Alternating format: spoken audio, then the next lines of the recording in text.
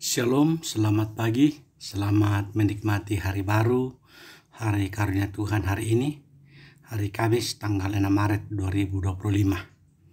Sebelum kita memulai aktivitas kita akan membaca, mendengarkan, dan merenungkan firman Tuhan dari Keluaran pasal 5 ayat 10 sampai dengan ayatnya yang ke-23, sesuai dengan renungan harian Gereja Toraja. Namun sebelum kita membacanya, mari kita minta kekuatan di dalam doa. Kita berdoa. Di pagi hari ini Tuhan, kami bersyukur dan bersukacita. Tuhan telah membangunkan kami dengan semangat yang baru, tubuh yang baru. Kami menikmati kehidupan ini karena anugerah dan kasih Tuhan. Kami akan memulai aktivitas kami hari ini. Kami akan membaca firman-Mu. Ya Roh Kudus, kuasai kami agar firman-Mu ini dapat tinggal dan diam di dalam hati kami. Dengarkan doa kami Tuhan, dalam Kristus kami berdoa dan bermohon kepadamu. Amin. Kitab Perjanjian Lama, Keluaran pasal 5 ayat 10 sampai dengan ayatnya yang ke-23. Lembaga Alkitab Indonesia memberikan judul Musa menghadap Firaun, bangsa Israel makin ditindas. Firman Tuhan demikian. Maka para pengerah bangsa itu dan para mandurnya pergi dan berkata kepada mereka, "Beginilah kata Firaun, aku tidak memberi jerami lagi kepadamu.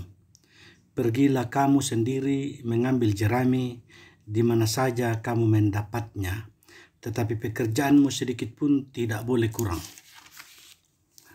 Lalu berserahlah bangsa itu ke seluruh tanah Mesir untuk mengumpulkan tunggul gandum sebagai pengganti jerami. Dan pengerah-pengerah itu mendesak mereka dengan berkata, "Selesaikan pekerjaanmu, yaitu tugas sehari-hari, seperti pada waktu ada jerami." Lalu pengerah-pengerah Firaun memukul mandur-mandur Israel yang mereka angkat sambil bertanya, "Mengapakah kamu pada hari ini tidak menyelesaikan jumlah batu bata yang harus kamu buat seperti kemarin?" Sesudah itu pergilah para mandor Israel kepada Firaun dan mengadukan halnya kepadanya. "Mengapakah Tuanku berlaku seperti itu terhadap hamba-hambamu ini? Jerami tidak diberikan lagi kepada hamba-hambamu ini, tetapi walaupun begitu kami diperintahkan buatlah batu bata. Dan dalam pada itu hamba-hambamu ini dipukuli, padahal rakyat Tuanku lah yang bersalah." Tetapi ia berkata, "Pemalas kamu, pemalas. Itulah sebabnya kamu berkata, izinkanlah kami pergi mempersembahkan korban kepada Tuhan. Jadi sekarang pergilah bekerja, jerami tidak akan diberikan lagi kepadamu, tetapi jumlah batu bata sama harus kamu serahkan." Maka mengertilah para mandor Israel bahwa mereka ada dalam keadaan susah, karena dikatakan kepada mereka, "Kamu tidak boleh mengurangi jumlah batu bata pada tiap-tiap hari." Waktu mereka meninggalkan Firaun, jumlah mereka dengan Musa dan Harun yang sedang menantikan mereka. Lalu mereka berkata kepada keduanya, "Kiranya Tuhan memperhatikan perbuatanmu dan menghukumkan kamu, karena kamu telah membusukkan nama kami kepada Firaun dan hamba-hambanya, dan dengan demikian kamu telah memberikan pisau kepada mereka untuk membunuh kami." Lalu Musa kembali menghadap Tuhan, katanya, "Tuhan, mengapakah kau perlakukan umat ini begitu bengis? Mengapa pula aku yang kau utus? Sebab sejak aku pergi menghadap Firaun untuk berbicara atas namamu, dengan jahat diperlakukannya umat ini, dan engkau tidak melepaskan umatmu sama sekali." Demikian firman Tuhan. Menjadi perenungan kita hari ini adalah belajar memahami karya Tuhan. Belajar memahami karya Tuhan. Ibu bapak, saudara-saudara yang kekasih di dalam Kristus Yesus, di dalam berbagai keadaan, dalam keadaan yang buruk, tidak menguntungkan, bahkan mengecewakan sekalipun, mungkin sering atau paling gampang kita menyalahkan orang lain.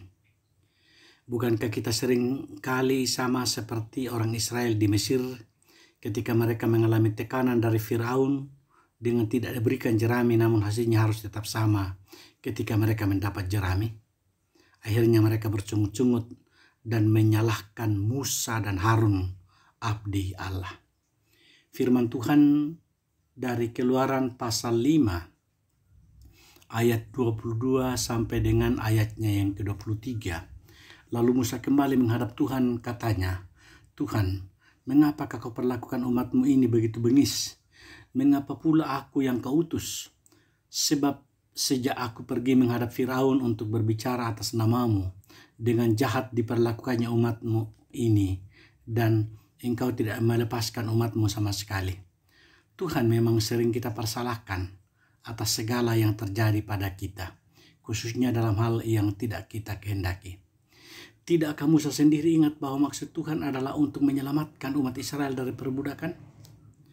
Kalau kita baca dalam perjanjian baru, misalnya dalam Kisah Rasul pasal 7 ayat 32 sampai 34. "Akulah Allah nenek moyangmu, Allah Abraham, Allah Ishak dan Allah Yakub."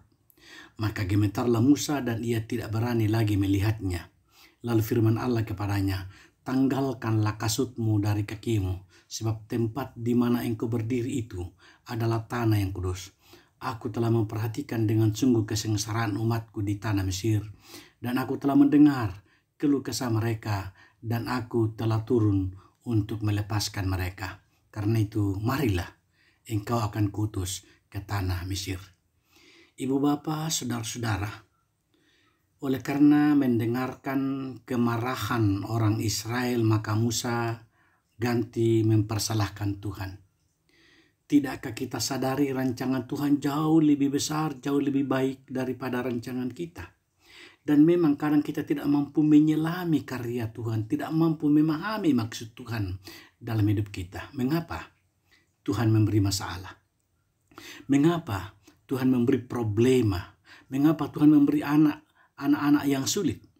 Mengapa Tuhan memberikan penyakit ini? Mengapa Tuhan memberikan rekan sepelayanan yang tidak menyenangkan? Mengapa Tuhan memberi kehidupan yang berlaku seperti itu? Ketika pusat pikiran kita hanya pada kita dan bukan pada Tuhan, maka menjadi perenungan dan pertanyaan bagi kita dalam hidup kita. Sadarilah, karena ada rancangan Tuhan yang mungkin hari ini belum kita pahami.